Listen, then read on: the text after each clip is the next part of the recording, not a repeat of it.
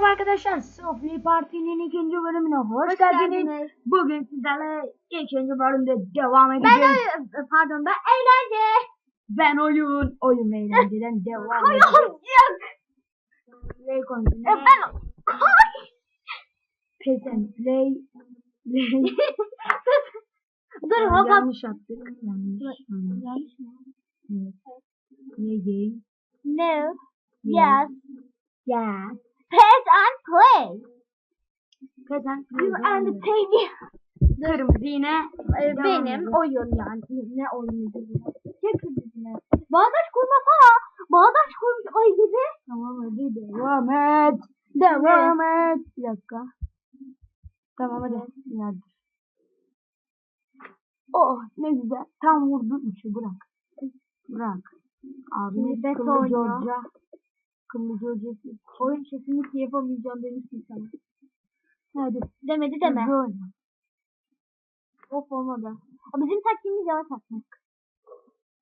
Tamam biz Vur bunu şuna. cezalı oyun yapamayacağız.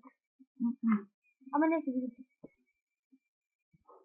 Bak şey yaparız. Hayır düşünmüşüm. Çöp şunu ya.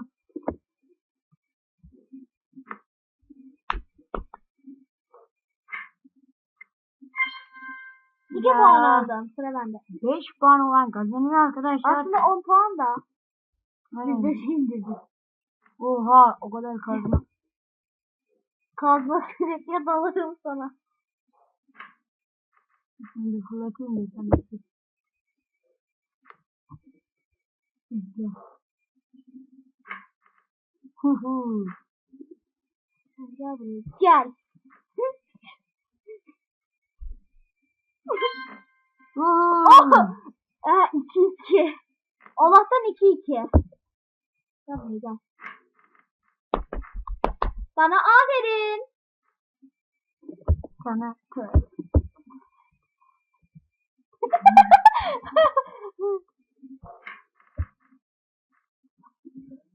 Hadi bakalım.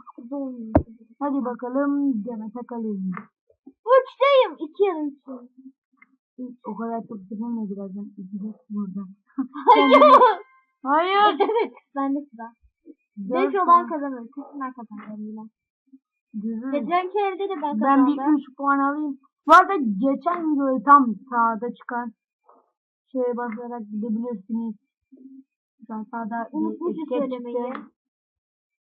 Hayır. Vuramazsam sen kazandın.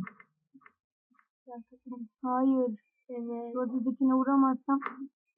Oha. Ben kazandım. Ya. Evet. Birazdan. Devam. Hemen bitti ya. Arkadaşlar 2 puan dedim.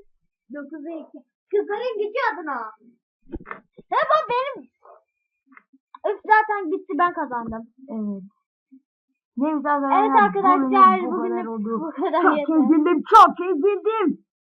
Bay bay. Bay bay.